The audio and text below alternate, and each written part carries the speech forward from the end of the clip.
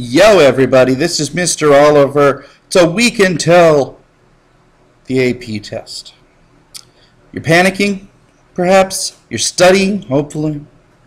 So, I thought we should go over some stuff. I picked random things based on stuff people had missed on earlier exams. I tried to look at what people had missed the most of. So let's talk about some stuff. It's going to feel random because we're jumping around, but that's the way the AP test feels. It jumps around too. So, start with Robespierre. Most people remember Robespierre because he is the Reign of Terror guy, and you are absolutely correct. He is the Reign of Terror guy. You should also know he is the head of the Committee of Public Safety. You should also know that Robespierre, his nickname is the Incorruptible. He is a true believer with what he is talking about and what he represents, vicious to his enemies and friends alike. He turns on his own friends during the Reign of Terror and actually ends up signing death warrants for them. Loses power during the Thermidorian reaction, which is a fancy way of saying that in well, Thermidor is their month, because remember the French Revolution had its own calendar. It was part of the whole idea of remaking the world in a non-monarchical kind of way, and Robespierre was a big fan of that. He was also a big believer in giving Christianity, I'm sorry, not Christianity, but giving a religion to the people, and he wanted people to worship the goddess of liberty and all that. Anyway, he loses power during the Thermidorian reaction when people turn on him. Essentially, he makes the mistake of saying, hey guys, I got this list of people that need to be like totally killed. I'll give it to you tomorrow. Everybody's like, hey, Rob, am I on the list, bro? And he's like, oh yeah, we're going to get to that tomorrow. And they're like, I don't want to die. So what are we going to do? Oh, how about if the next day when he starts to give a speech, we shout him down, shouting humbug. Then we send people to arrest him and have him executed. And that's what they do. He dies by execution, by guillotine. All right, whoa, that's a big jump. I haven't looked at this ahead of time. Francis I of France. Francis I is not an especially important dude. I'm not gonna lie, but you should recognize that number one, Francis I. He sounds like a French guy. Francis, France, it sounds similar. But you should recognize that he is a key player in the Habsburg-Valois Wars. And you should recognize that Valois is the royal family that precedes the Bourbon dynasty when Henry IV wins the War of the Three Henrys. The final Valois monarch is Henry III. He is succeeded by Henry IV, who was formerly Henry of Navarre, who is a different family. Michel de Montaigne. I recorded a whole podcast about this guy. Basically, tolerant, skeptical, what we would call nowadays someone who looked at perspectives that maybe most people didn't. You would also maybe say that he is sensitive to other cultures, something we would probably now define as cultural relativity or cultural relativism. Not saying like, oh hey, we're European, we must be the best, but instead saying like, oh hey, just because we're European doesn't mean we're the best. Famously, he writes on cannibals. That's my favorite one because I like cannibals, or at least reading about them. I'm not a cannibal myself, don't get the wrong impression. And he basically says, hey, they're not so bad in so many ways. In many ways, we Europeans are worse and more brutal. Oh, also invents the essay. That might be important, sorry. Clemens von Metternich. Metternich is, okay, two Germans rule over the diplomacy of Europe in the 19th century. In the first half, you've got Clemens von Metternich, the foreign minister of Austria. Second half, you got my boy Otto von Bismarck out of Prussia. Metternich is a hardcore conservative, as is Bismarck. Metternich is more inflexible. His accomplishments include, but are not limited to, the Congress of Vienna. He organizes that, pushes for the balance of power idea, that the great powers should basically all stay fairly equal. He is also a fan of persecuting liberals. He feels that liberalism was the cause of the French Revolution, which it was, in fairness, and that basically you need to go after liberals because that will bring you down. And he's right. Metternich ultimately, did I say it was part of the Holy Alliance? Yeah, he starts the Holy Alliance, of which Prussia and Russia are also members of. He loses power in 1848 after there's a revolution in Austria. He's not killed, he just runs off. So after that, he's no longer relevant. But hardcore conservative, hates liberals, balance of power. I think that's the most essential stuff for him. Niccolo Machiavelli. Niccolo Machiavelli is the author of The Prince. That is his most frequently cited work, which I also recorded a podcast about him. Talked about how it is better to be feared than loved. If you want more details on that, more deets on that, maybe listen to that podcast. Essentially, Machiavelli said, do what works. Don't worry about what is right or wrong. He's not saying, hey, dude, be evil. He's like, sometimes you got to be evil. Sometimes you got to be good. You got to know when to hold them, know when to fold them, know when to walk away, and know when to run. Adam Smith. A surprising number of students don't know who Adam Smith is, and he's super important. He's all over these AP practice tests, and I imagine he'll probably be all over the real test this year. Adam Smith is Mr. Capitalism. He writes on the Wealth of Nations in 1776. He is a Scottish economist that says trading in your own self-interest is what's best for everybody. And back then, the primary thing was mercantilism. So people were like, what? A. Smith, what are you talking about? What's best is for the government to take all the money. He's like, yo, we'll end up with just as much money, if not more, if you just let people go off and do their own thing. Plus, the people will be happier. We'll be a wealthier nation. The government should stay out of things. Laissez-faire, I call it. People are like, well, what about prices? He's like, yo, an invisible hand will guide the prices. If somebody next door to me is selling stuff, the same thing I'm selling, phones, and they're selling them 10 bucks cheaper, I got two choices. Go on and hope people just don't mind paying 10 bucks extra, or I got to lower my prices. Did the government have to get involved there? No, son. What about wages? Next door, they're paying people 10 bucks an hour more. That's quite a bit. People are selling stuff at a discount and they're paying their employees a lot more. They might go out of business. Let's just pretend it's a rational business idea. If you want to work for me, you got to accept 10 bucks less. Or, since that's not going to work, most people will act in their economic self-interest and they'll be like, no, I'll just go find a better job, like maybe next door. Maybe I'll start to pay them more. Maybe I'll have a more attractive benefits package, something like that. So that's Adam Smith. Capitalism, Wealth of Nations, laissez-faire, invisible hand. Key terms. Ooh, Thomas Munzer. Obscure. Thomas Munzer, one of the leaders of the German Peasants' Revolt. The peasants were inspired by Luther's opposition to the Catholic Church. At first, he's kind of vaguely supportive of them, but kind of not. Like, he's like, yeah, these guys kind of got a point. They got a lot of stuff they're upset about. Because they're kind of trying to piggyback their beef with the nobles on all of their stuff, all of his religious stuff, the Reformation stuff. And then it kind of gets out of control, and he's all like, wait a second. If I keep supporting these peasants, people are going to lose faith in me, because a lot of the people that are supporting me are German princes, and it doesn't look good for me to be supporting these German princes and also the people that want to overthrow them with their revolt. So he writes a diatribe called On the Murderous Thieving Hordes of Peasants, where he pretty firmly says, peasants, know your role and shut your mouth. Go home. Thomas Munzer ends up executed. He actually dies cowering under a bed. Munzer's an interesting cat if you actually ever get into studying this stuff, because he is this doom and gloom. I read Revelation, and now I got all these apocalyptic visions. This is the final days of the peasants rising up.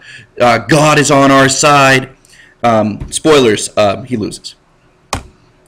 Desiderius Erasmus, good name for your children. Desiderius. Desiderius Erasmus, your last name. Think about it. Erasmus is kind of a proto-Reformation guy. And what that means is he's a Catholic. He's a monk. He's critical of the Catholic Church in a similar way, in a similar vein that the later Reformers are, but he doesn't go as far as them. Erasmus still wants reconciliation with the Catholic Church, just simply reform. He wants everybody to live a good and pious life. The way to do that is education. The way to do that is by following the examples of the Bible, of Jesus, of the saints. But he's also critical of those who are hypocrites within the Catholic Church. So Erasmus is influential to dudes like Luther, but also disapproves of guys like Luther. Like, he's like, ooh, you're going too far, Marty. Too much. Writes in praise of folly. I think that's the last thing that's super important. Peter the Great. Peter the First of Russia, known for being tall, very tall, giant of a man. Dies when he jumps into the water to save one of his crew members off a ship who has fallen into the water, saves his life, but Peter dies of hypothermia, so bummer there. Known for westernizing the Russian army, bringing in advisors to make the Russian army more efficient and devastating, really. He's involved in a big war against Charles XII of Sweden. Charles XII of Sweden. Let's try that again. Charles XII. I'm not going to edit this. I'm going to leave this in as a mark to my shame. I was talking too fast. Charles XII of Sweden was up against Peter the First here in the Great Northern War. Initially, Sweden is very, very effective. But as the war goes on, Peter learns from his defeats and actually ends up using the West to beat the West, kind of, using their tactics. Peter also revolutionizes society. Shipbuilding is a huge passion of his. At one point, he even travels to Western Europe incognito, like on the DL. But it's hard to imagine that a dude that was like, I think he's like 6'4" or something ridiculous like that. Maybe he's even taller. It has a pet monkey, is traveling incognito. Probably people actually knew who he was. But he would like learn how to build ships just with his hands. He wasn't like this hands-off type dude. He's a really interesting guy. Also demands that nobles get with the program in Russia. He wants to move basically from the Asiatic ways and traditions that maybe had been part of Russia into the more European stance on the whole affair. So he has Russian nobles shave their beards because that's what they do in Europe. He moves the capital from Moscow over to St. Petersburg, which is a new city he built, not named after him, but instead built after St. Peter. Trivia, like it matters. I mean, it's still Peter, right? Petersburg. But builds it on a swamp. Lots of people die because he's building on a swamp. But it's kind of his window to the west. This says early Prussian king dudes. Let me fix it. I put this part in because students always get confused about Prussian kings because they are confusing. Okay, they're all named Frederick or William or Frederick William. It's annoying. So our first guy is Frederick William the Great Elector. Notice, no Roman numeral after his name because he is not technically a king. Now, if you know more than most people about this, you'll know actually the electors also had numbers. Yeah, but let's just ignore that because it really gets confusing if you really get into it too much. So Frederick William the Great Elector is one of the ceremonial electors that's in charge of deciding Who is going to be the next king of the Holy Roman Empire? Okay, they say electors. Really, it just means it's a position of higher import than your average prince. They don't really have a democracy. It is a monarchy that goes from father to son and so on. So Frederick William the Great Elector, his big accomplishments are that he takes advantage of the 30 Years' War. After 1648, after the Peace of Westphalia, Frederick William the Great Elector says, hey, wow, Holy Roman Empire is very weakened by that whole war that just happened. I'm going to start accumulating some power for myself. I'm going to start taking it to the nobles and reducing their power. I'm going to start having a standing army that is known for its ferocity. Now, he doesn't take it to the next level. That's going to be 2 kings later. But he starts a process. He starts this snowball rolling. Not a snowman. He doesn't want to build a snowman. Maybe he does. I don't know. But he starts this going where Prussia is eventually going to be known as a very strict kind of Sparta of the North type thing. And if you've seen 300, those documentaries, you know that Sparta is tough. Then we get this guy, this Rudy Poo right here. Frederick William the Great Elector, he's dead. Along comes Frederick the First.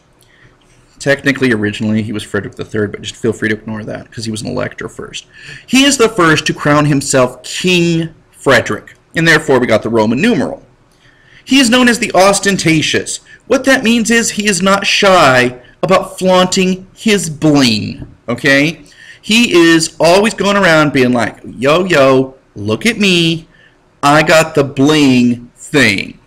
So, Frederick the First, is this go over well in Prussia? Not really. He's kind of a placeholder king before we get to the next super important guy, and that's this fella right here. Frederick William the First, the Soldier's King. Usually AP will be nice, and if they have a Frederick William the First, they will say Frederick William the First, the Soldier's King, or Frederick William the Great Elector, or give you a King Q so you know it's this guy, not the other guy. King Frederick William the First is the one who takes the foundation of the army that King Frederick William Frederick William the Great Elector made, and molds it into something that is just unstoppable. Probably the best army in Europe. And yet, King Frederick William I doesn't want to have anything bad happen to his soldiers. He's got a weird fixation with tall soldiers. Don't judge him. Who are you to judge him? His son, growing up in a super strict environment, vows he will never be like Dad. When he's a young man, he pursues the arts. He's a flautist. I don't know if that sounds like a flute or if I played it right. Wants to run off with his friend and get away from everything. Dad is like, son. Brings back the son, has him executed. Pretty sure Frederick II had to watch too. So Frederick does not get along with Dad. Grows up, becomes the king of Prussia, and he is one of the so-called enlightened rulers. For the most part, a very good king. Enlightened in that he allows freedom of the press. He allows freedom of speech to a degree, but the freedom that he does allow is enough for guys like Thomas Hume, philosophers like that, to consider him like a pretty big deal.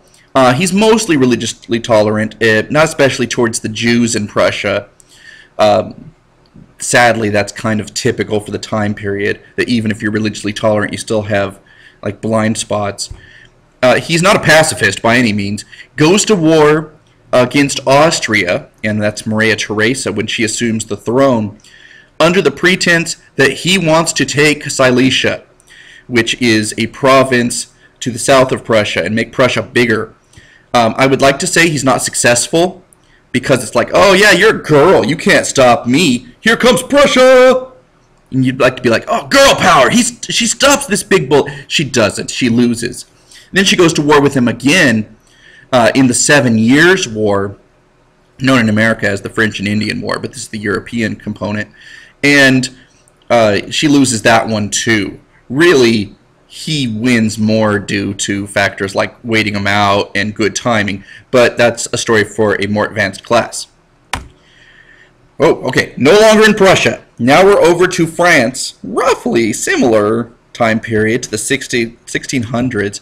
You got Cardinal Richelieu. Richelieu is the guy that is Mr. Absolutism. When we think absolutism, total control for the king, we think of guys like Louis XIV, probably. Cardinal Richelieu is the one who was laying the foundations of absolutism. Now, his king, because Richelieu's not the king, his king is Louis XIII. Richelieu is appointed by Catherine de Medici, this is all off the top of my head, so if I'm wrong on something, I'll try to correct, to basically serve as like, yo, I'm the regent, she says. I need you to kind of run things because you're good at this. And he does. He's real good at it. One king, one law, one faith. Goes after the Huguenots. Doesn't outlaw them. Doesn't get rid of the 1598 Edict of Nantes. But he does, he certainly goes after them at La Rochelle, a fortified city that the Huguenots had been allowed to keep as a result of the Edict of Nantes, and demolishes it, takes it down, says, you guys can't do that no more. He encourages total obedience to the king. Louis XIII is just like, all right, you continue, bro. And when Louis XIV takes over, he's so good at playing this role that that's why everyone identifies it. But don't give Richelieu a lack of respect. On foreign policy, he is the mastermind behind the 30 Years' War, at least from the French angle. He wants to destabilize the Habsburgs, who he sees as the main threat to French dominance in Europe.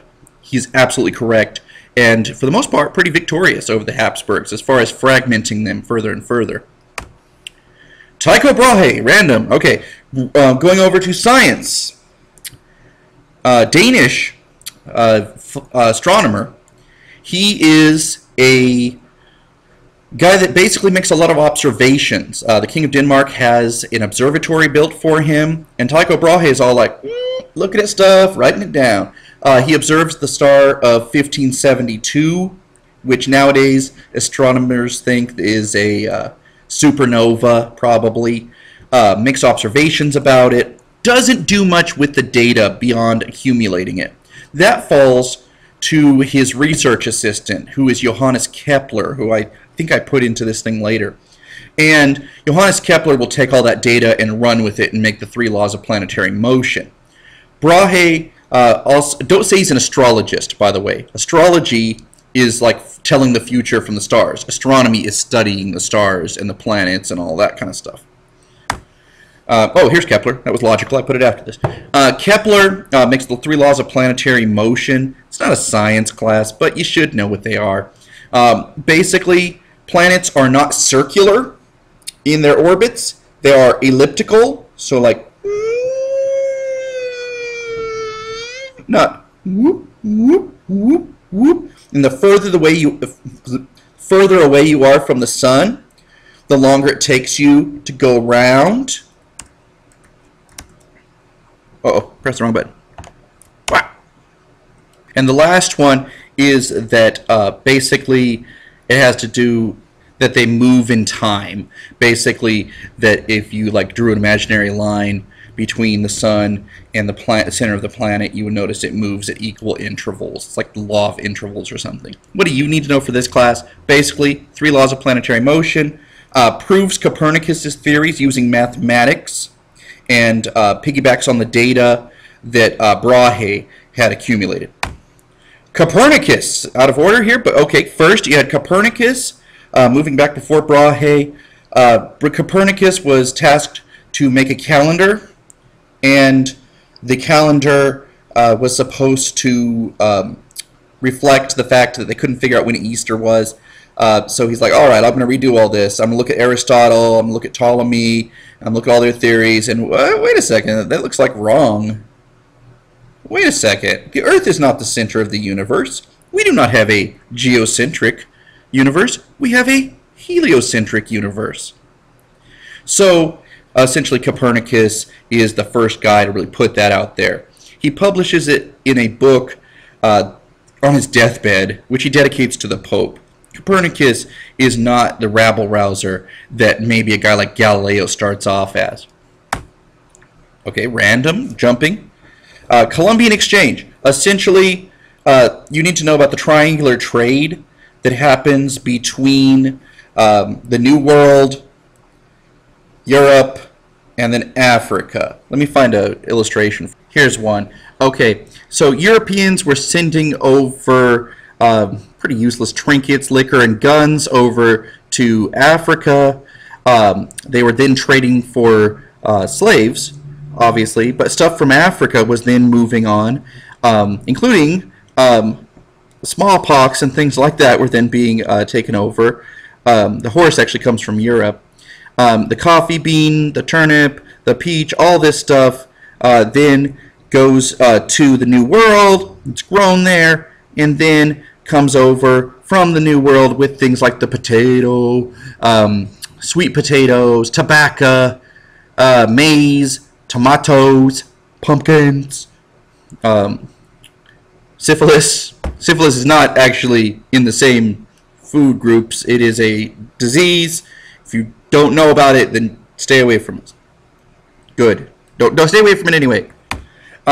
Division of Poland. There are two real divisions of Poland. The first one is the one most people think about and is the most common one that you're going to see. Sometimes on one of the practice tests, I don't remember which one, I'm pretty sure they threw out a map of Poland being divided up.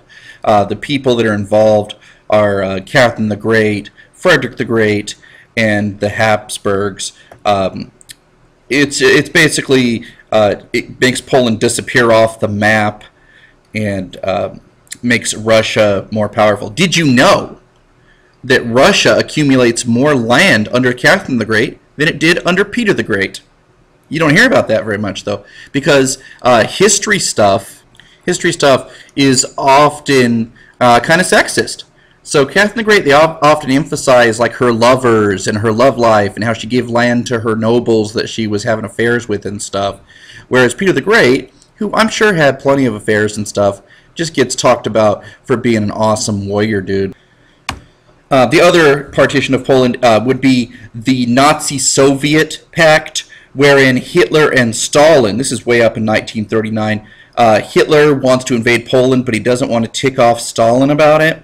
So what he does is make an agreement with Stalin that they're not going to attack each other, and then a secret part of the pact is that Hitler will invade Poland and then give the eastern part to Stalin, which Stalin happily agrees to, taking over eastern Poland and also Estonia, Latvia, and Lithuania up in the Baltic. Peace of Utrecht. Okay, jumping back. The Peace of Utrecht ends the War of Spanish Succession. Now, the Spanish Succession War was Louis XIV trying to put one of his relatives on the throne of Spain because the King of Spain, Charles II, I think, was infertile and had not left an heir. So Louis decided, like, hey, that'd be awesome if it was a Bourbon. Everybody makes a superpowered alliance against him, and they defeat him. At the Peace of Utrecht, they let, what was his name? Let me look it up. I just totes looked it up. They allow Philip of Anjou, ruling as Philip V of Spain, to stay on the throne with an agreement that France and Spain will never unite, that we will never have Louis be superpowered. It doesn't really matter because Louis XIV dies in 1713, so they don't really need to worry about him too much. Enlightened rulers, we already talked about Frederick the Great. In general, when you're talking about enlightened rulers, you're saying these are guys or gals that have principles of the Enlightenment that they're trying to apply to their rule. So they're not going to be just jerks that don't try to make their people's lives better. They will rule as absolutists. I mean, their power is not in dispute, but they are going to try to enrich the lives of their people. Even Frederick the Great, who's maybe not the greatest at being enlightened because he keeps going to war, says, look, after the 7 Years' War, I got to just lean back here, like that Big Joe guy, lean back, and just try to make my people's lives better. Too much time has been spent at war. Other enlightened rulers include Catherine the Great, who notably publishes the Encyclopedia of Diderot in France when it's banned in... I'm sorry. She publishes it in Russia when it's banned in France. And over in Austria, we've got Maria Theresa and her son, Joseph II. Of all of them claim that they want to get rid of serfdom. The only one who actually does it is Joseph II, and it creates a huge economic crisis, and it's reversed after he loses power. So, in general, enhanced freedoms, more tolerance, stuff like that, but still absolutist rule. Sometimes they're called the enlightened despots.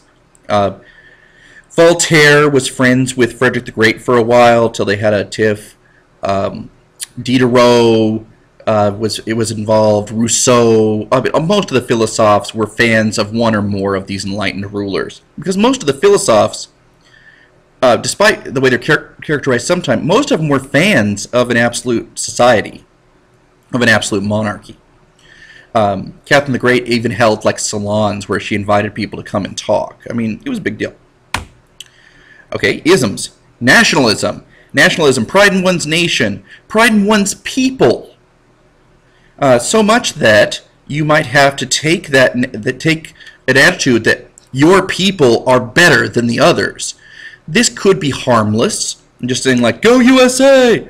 Or it could be harmful, where you say things like, oh, Germans are a special race of people and they are superior to all others. Sometimes it falls kind of in the middle. You have Czech nationalists, like a guy named Francis Palacky.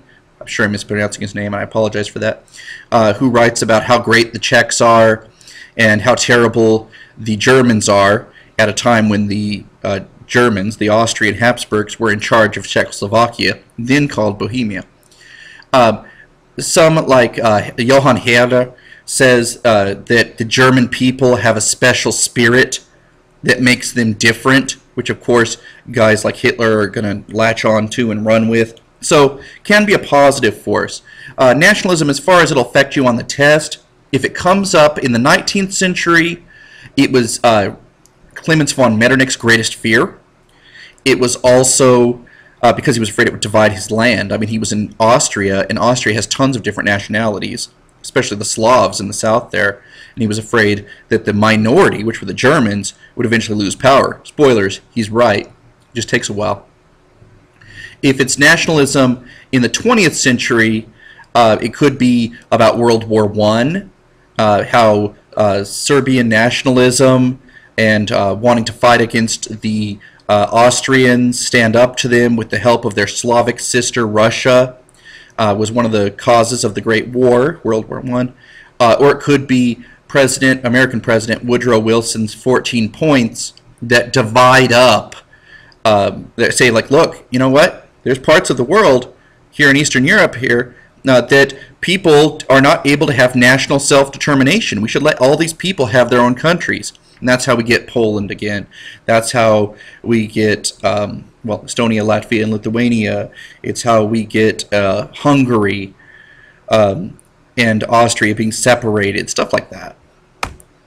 Humanism, whoa, rolling way back to the Renaissance, the idea that study of the classics, and by classic I mean the Greek and Roman stuff, can actually be good not only for you as your education, but also for your understanding of humanity itself, because there are certain timeless truths that go past simple eras, and we can learn a lot from them. We can capture what it meant to be human at any given time. You can tie this into Christian humanism, where you say like, okay, here are some examples of godly traits or good traits that we should emulate. Or you could simply make it a secular thing, where you say, you know what, humans are awesome, we shouldn't be ashamed of human stuff. You could even go the way that some Renaissance guys go, where it's like, look, you should enjoy the whole idea of like, God made us. God made us in his image. Therefore, is it wrong? My wife just texted me. I apologize for that. But I'm not pausing. I'm trying to get through all of this so I can get this out to you guys. God made us in his image so that we shouldn't hide our bodies. We should paint naked people like they did back in the day in Greece and Rome. There's all kinds of naked statues back then. Why are we shamed? This is God's image. These people like stripping off their clothes like, look at this! God made this in his image! How can I cover it up? And I'm not implying they ran around naked, but I'm saying in their art, totes. If you just look at Michelangelo's canvases, he is super okay with painting naked people.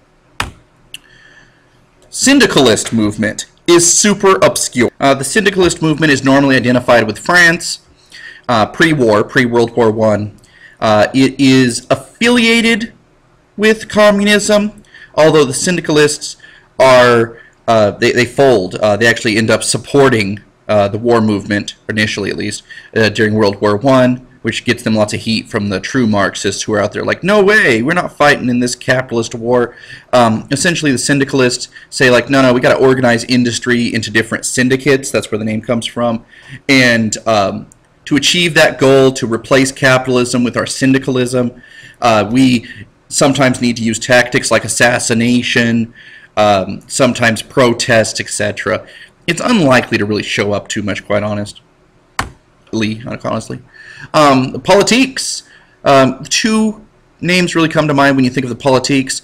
Elizabeth I, who is willing to sacrifice her own ambitions in love for the sake of her country. I'm going to cough. She is married to her state. So she's not going to allow that, and she's going to look at religion from a very practical standpoint. Remember, Elizabeth I, Elizabeth Tudor, takes over after Mary I, not Mary Queen of Scots. That's somebody who opposed Elizabeth I, but was not Mary I, Mary Tudor. Different person. Don't worry about her for now.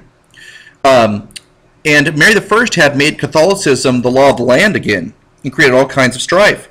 So Elizabeth's like, no, let's not do that. Let's get rid of Catholicism as being the law of the land. We're back to being the Church of England, or the Anglican Church. But basically, what you do in private, we're not going to pry. So it's like, look, in public, you need to conform. You need to be an Anglican, a Protestant. But in private, you want to be Catholic? YOLO, right? The other example is Henry IV, who literally sacrifices his religion. He was a Huguenot, which is a French Calvinist, in the name of the kick of the crown. He says Paris is worth a mass, very famously. Henry IV was originally Henry of Navarre, one of the combatants in the War of the Three Henrys. The Fronde is a tax revolt that takes place from 1643 to 1648. It is notable for two things. It is a attempt to take advantage of the new king, because Louis XIII is dead and Louis XIV is a kid. All it really does, supposedly, is inspire Louis XIV to believe that the people have to be kept under control and they cannot be left to their own devices, otherwise it's chaos. The Fronde is it's pretty rough. Nicknamed the slingshot because that's what the Fronde means, because people were throwing mud at carriages belonging to high-ranking nobles. This one, I guess I just put in here because when Italy is unified, creates a problem, because we can't have the Pope, who has authority in heavenly matters, under the control of a king on earth. So for a long time, the Pope becomes a prisoner of the Vatican. When Victor Emmanuel becomes the first king of the United Italy, the Pope locks himself away. And it's not until Mussolini in the 1920s when the Pope is given a different status, and that is that they say, all right, Vatican City, where the Pope lives, is its own country. So no one is in charge of the Pope. He is the master of his own land, and yet the rest of Rome is part of Italy. Good compromise, except it's Mussolini. Mercantilism, or mercantilism, is the idea that the government should accumulate the largest share of wealth that takes the form of precious metals, and it is going to be moving things on government ships. So, for example, when you think of the British carrying tea over to America and not allowing the American colonists to have any other choices for where they're going to get their tea and get it cheaper, that's a form of mercantilism, because it's essentially the British government forcing the government to be able to get a cut of all the money, because it's government ships. The British East India Company was part of the British government. Also, you don't want to have an unfavorable trade balance. You want to trade with people in exports primarily and not import very much.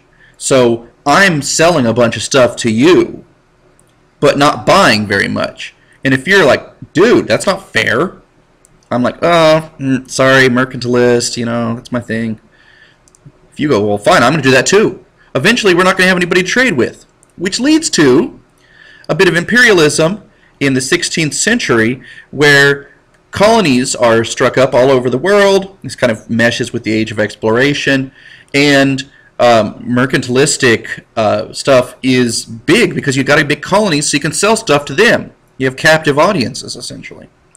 It is undone by Adam Smith and capitalism, which I think I already talked about. Okay, French Revolution stuff. I think I put a bunch of French Revolution stuff together. Louis XVI was the final Bourbon king before the French Revolution. He's not the final king, or final Bourbon even. He takes over after Louis XV. Louis XVI is, in one documentary I was watching from the History Channel, he's described as a fat, ill-bred boy, indecisive, not very good at making decisions. He's married to Marie Antoinette.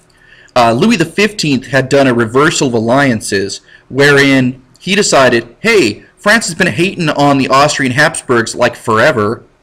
Let's reverse it. Swerve! Plot twist. So now he married off his son to the Queen of Austria, Maria Theresa, her daughter, Marie Antoinette. And Marie Antoinette comes over to France, and she's sassy, and it's not a good pairing. Louis XVI can't make babies. I don't want to get into why. It's awkward. Essentially, later on, he has to have an operation so that he can make babies. If you're really interested in this, don't search this on the internet, frankly. Just accept that you don't know. Marie Antoinette is known for her partying, for being good-looking, and being unafraid to kind of flaunt that. She has many male fans who try to gain her favor by presenting her expensive gifts, and she's something of a spender, even making a peasant cottage in the backyard of Versailles where she can walk around with her little friends and pretend to be peasants and feed ducks and whatnot. Meanwhile, France is starving, and the economy is terrible. 50% of the national debt is going 50% of the national budget is going to the national debt, interest only, not even paying off the national debt. So Marie Antoinette gets a couple of nicknames. One is the Austrian hussy, I'll say, and another is Madame Deficit, in that she's contributing to France being in such bad debt. Ultimately, the king wants to raise taxes. He summons the Estates General. You should remember the Estates General. You got the first estate, that's your clergy, the church. Second estate, that's your nobles. The third estate is commoners, which is everybody else. And the commoners represent about 97% of the population. And yet, in the Estates General, each estate gets a vote. So 3% of the vote, 3% of the population gets to win the vote every time, because these guys always vote together. They're not dumb. They know they're privileged. They don't want to give stuff away. So the third estate is the one who always ends up with the crappiest jobs and the crappiest everythings. So they take, they branch off. They make the National Assembly. This is real brief. This is much more complicated than I'm going into. And they say, look, we're not going to break up our National Assembly until we got a constitution. It's kind of a revolutionary defiance thing because they were locked out of their original meeting room, and they take it on an indoor tennis court. And you've got members mostly of the Third Estate, but some members of the First and Second Estate who were like, okay, yeah, you know what, this let's change the way this works. This isn't working. the tennis court oath ultimately is more symbolic than anything else. But when people hear about this in Paris, they start saying, like, look, the king, I hear the king is trying to stop our Estates General, or the National Assembly, rather. I hear the king is trying to come down on us. I hear the king might send his army to Paris. We better get strapped. Gun style. Oh, we don't have any gunpowder. Where can we get that? And one guy's like, I remember there was a fortress that was mostly a medieval fortress that stands in the center of Paris that represents the king's power. And they're like, oh yeah, dude, that's the Bastille. And Gus is like, yep, that's what I was talking about. So they storm the Bastille. Coincidentally, this takes place on Bastille Day, July 14th, 1789. That's a joke. Bastille Day commemorates this event. And they kill a bunch of guards, celebrate by putting the guards' heads on pikes and parading around and whatnot. Kind of starts a dangerous precedent of violence that the authority in the National Assembly don't really like say, wow, that's pretty messed up what you did with those guards, cutting off their heads and parading them around on pikes. So that's problematic. Louis XVI briefly rules as a constitutional monarch, but he's torn. He wants to be an absolutist. He wants to carry on the tradition of absolutism in France, but he also kind of feels like he has to agree with what the National Assembly's doing. So he kind of works it both ways and fails. And this is what ends up to him. He tries to flee France and escape to the Austrian Netherlands and fails, gets caught. Pro tip, don't have your face on the money if you're going to try to go on the DL and escape someplace. Because that's what happens. They see his face and they're like, oh, yo, that's you, bro. And he's like, ah. So this leads to him losing his position as king, being accused of treason, and losing his head. That's not directly into the Reign of Terror, but I'm simplifying here. And Robespierre and the Committee of Public Safety, I talked about Robespierre briefly before, essentially harness terror, and that's a word they use, in order to kind of say, look, you're with us or you're against us. We will kill you if you are against us. We will have spies in the street. Oh, you're complaining about something? You don't like the way somebody's doing something? Shh. Could be chop your head off. Could be you get sent to jail. I don't know. It's very secret police, kind of KGB, NKVD kind of stuff from later Soviet Russia. Robespierre eventually loses power, as I said before, with the Thermidorian reaction, which is in July 1794, and is replaced, essentially, we're glossing over here, but by a middle-class dictatorship of 5 men called the Directory. This is unpopular with everybody. Nobody likes the Directory. They remove a lot of the protections for the poor, and the poor people's lives get worse again, which makes them unpopular, which is why even people like the Abbé Emmanuel Say, who had supported the initial French Revolution, support Napoleon Bonaparte taking over in a coup in 1799. And Napoleon, we could talk a lot about Napoleon, but essentially it's this. Napoleon is a mixed guy. In some ways, he's a child of the Enlightenment, at least he claims to be. He leaves some of the protections of the French movement, or the revolutionary movement. But he also is often away fighting wars, so he leaves France in the hands of the police. And there's a guy named Fouché, who is especially a nasty guy who is in charge of Paris, who's not a nice man, and still oppresses people's rights. But then again, he also goes over and liberates everybody that he takes over from their manorial or noble obligations. So like, oh hey people, you're free now. You don't have to follow nobles' orders. Those contracts that you have with them, ripped them up. Done. But then again, he also brings warfare to Europe and massive instability. But then again, he says he wants peace. He actually manages to win, but he can't stand it. Peace doesn't sit with him. He ultimately ends up trying to shut out the British because he's unsuccessful in invading them because he can't send his navy over and defeat the British Navy. So he says, okay, fine, we'll freeze them out. We'll have the continental system, and we will just not trade with the British. That doesn't work. Alexander I of Russia, the Tsar, is critical of Napoleon. So Napoleon invades Russia in 1812, and you probably remember how that one goes, hopefully. It does not go well. Russian winter, Napoleon loses, yada, yada, yada. At the end of it, Napoleon is exiled. He comes back for 100 days, loses at Waterloo to the Prussians and the English, and then gets exiled again, this time to St. Helena. The first time he was exiled was to Elba, in case you're curious. He loses power in 1815, is ultimately replaced by Louis XVIII, who is, according to McKay, in the McKay book, fat and old. It's rough. You're rough, McKay. Really, this leads to what I was talking about before with Metternich, the 19th century concept of the balance of power. The whole idea that we all got to keep this from happening again. None of us can become too powerful.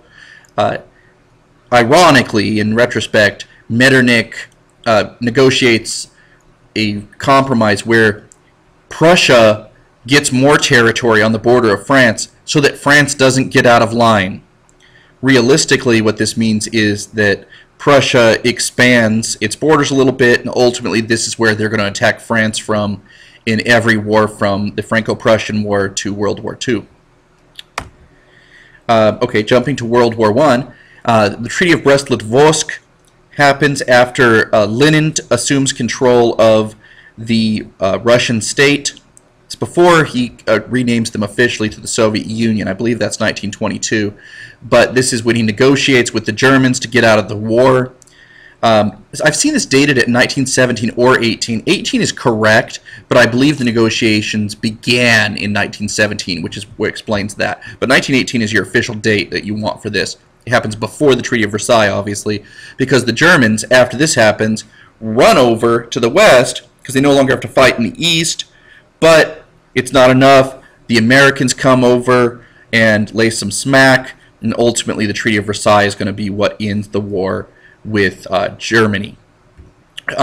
Treaty of Brest-LITOVSK is famous for being very favorable to the Germans.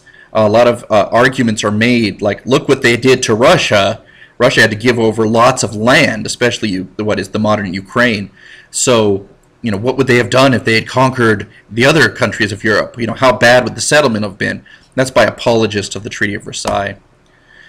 Jumping to a different continent, Asia, in the 1800s, China was did not want to trade with anybody. They had a thing where they were like, yo, we already got everything we want. We don't need to trade with y'all because y'all are barbarians. And Britain's all like, oh yeah, we're barbarians, huh? Be a shame if someone legally grew drugs in India called opium and smuggled them in to China. And China's all like, whoa, whoa, whoa, that's not cool. This is highly addictive. Opium's highly addictive. It's destroying our people, our productivity. You got to stop. And Britain's like, make me. So China goes to war with them, loses against the drug-dealing British, who want the right to sell drugs in their country, and opens up trade with them. This leads to Hong Kong becoming a British, basically going to the British for 150 years, and the Chinese having to open their doors. The Chinese will have a rebellion against this called the Boxer Rebellion, but this is also unsuccessful. Okay, moving to art.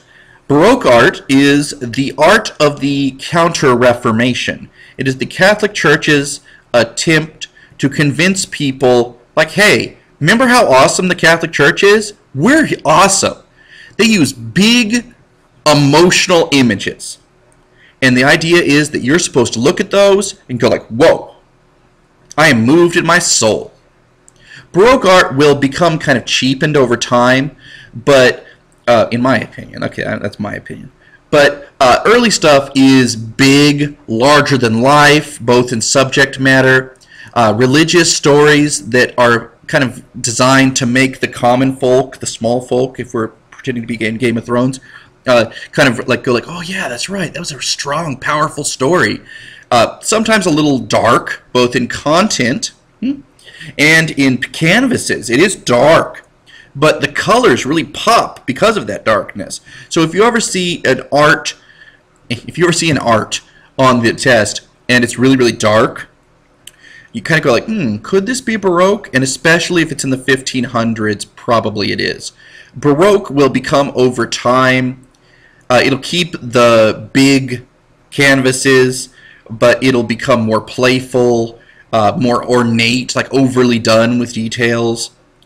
Peter Paul Rubens is a good example of that kind of Baroque art, where it's just like a bunch of naked ladies and like, oh, love is so wonderful. And then Rococo will come out of that, which Rococo is the whole idea of, let's celebrate the playful lives of the rich. Tee-hee. It's not my favorite art style. Surrealism is pretty awesome, though. Surrealism is a 20th century reaction to the ridiculousness of life. It takes Sigmund Freud's idea that we get all this input into our brains and our consciousness may not even be aware of it. It says, okay, what if we paint things that don't make any sense? What if we paint like dream kind of images? Probably the best example of surrealism is Salvador Dali, although I really like Rene Magritte as well. But surrealism, it doesn't have to make sense. It can be just kind of crazy. It can challenge you in different ways by perspective and all kinds of things, although usually it is not abstract. That is to say, you can usually tell what's going on. It's just weird. Impressionism actually predates surrealism. It's a later 19th century thing, and it's kind of a reaction to the rise of the camera. The camera can capture images and make them look perfect. So what's an artist to do? You know, portraiture is kind of like, well, why bother? I can just go get a camera and actually have a true image of exactly how my boo looks, or my bae. So they say, well, let's capture the feeling of the moment. So they use like soft colors and make it a little hazy, and sometimes add like a little bit of blue that's not there, or red, to kind of give you a feeling of calmness or the gentle autumn that doesn't literally exist, but it exists in the impression. Probably the most famous impressionist is Van Gogh, although technically he would be an abstract impressionist or an expressionist, depending on your definition. If you want straight up impressionism, Google Claude Monet. Monet, M-O-N-E-T, yeah. He's good. Monet is gentle pictures, often done of the same thing at different times of day, very non-offensive, very lovely, usually really giant canvases. He's known for his water lily paintings. If you ever see a water lily painting, start off with the assumption it's Monet until proven otherwise. And, yeah. The League of Nations comes out of World War I as part of the Treaty of Versailles. The United States, of course, is not part of that due to politics between the Republicans and the Democrats, because they didn't like each other then either. And the former Ottoman Empire stuff and the former German colony stuff is given to some of the victors of the war for them to preside over. Probably the most important mandates would be in the Middle East, and probably of that would be modern-day Israel and Palestine, which the British were put in charge of.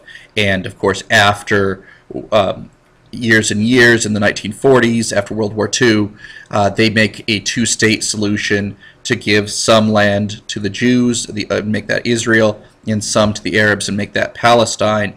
But it doesn't work out. That's really kind of a world history kind of thing. I don't expect that to show up, but do know what a mandate is.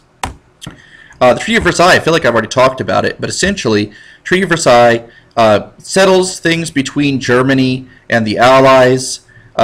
Technically, separate pieces are made with Austria and Bulgaria and the Ottoman Empire and all that. So the Treaty of Versailles deals with Germany, and it punishes them harshly. That's what France and Britain wanted. France was more chomping at the bit to get them. That's George Clemenceau who was negotiating that.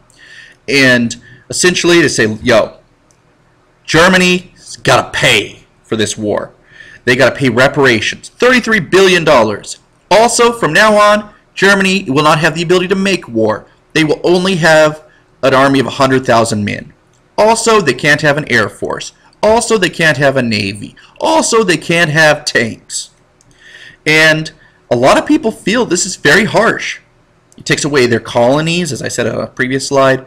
It takes away their ability really to make war and defend themselves even. They're not even allowed to put troops on their western border with France. That's called the Rhineland. And it's really German humiliation. And that's really what Adolf Hitler seizes upon to inspire people to fight against it. And by the time he starts breaking the Treaty of Versailles in the 30s, a lot of people are like, well, you know, maybe we were too harsh on the Germans. And so they let Hitler get away with too much, which leads to more problems, of course. Jumping to after World War II, Soviet satellite nations are nations that are under Soviet control in Eastern Europe. Poland, Czechoslovakia, Hungary, not Yugoslavia. Yugoslavia is under the control of Joseph Tito, not the one from the Jackson 5. The United States offered money to rebuild Europe after World War II. We offered billions of dollars. The West accepted the money. So Western Europe accepts it. Eastern Europe says, no thanks. And this leads to a division of the West becoming more prosperous, the West, the free nations, becoming rebuilt faster, the East kind of languishing in kind of a crummy looking place for the most part for a while. Their economies are not going to really catch up until communism falls in the late 80s, early 90s. There's two revolts that really you might be interested in that take place in during the Cold War. Hungary was kind of trying things. After Stalin died in 1953, they wanted to kind of try out, like, okay, this new dude, Nikita Khrushchev, he says that he's all about, you know, hey, de-Stalinization. We're not going to be as oppressive. So the Hungarians have a little bit of revolt. Ask for help. Hey, guys, can you guys, America, you want to come in here? But we're like, because we have a containment policy. We say, use a forest fire analogy. If it's already on fire, we don't want anything to do with it. We just want to keep that fire from spreading and let the fire burn itself out. So Khrushchev, despite being not like, oh yeah, I'm so much nicer, sends in tanks, crushes the revolt in Hungary. Brezhnev in 1968 does the same thing to Czechoslovakia, and the poor Czechs, they didn't even want to be independent of the Soviet Union. They simply wanted socialism with a human face. They just wanted to make it a little less oppressive. But Brezhnev's all like, And he starts the Brezhnev Doctrine, which says, we have the right, we, the Soviet Union, have the right to get involved anytime any of our Warsaw Pact nations need help. Need help. That could be, oh, they're doing something we don't like. We better help them. So that's that.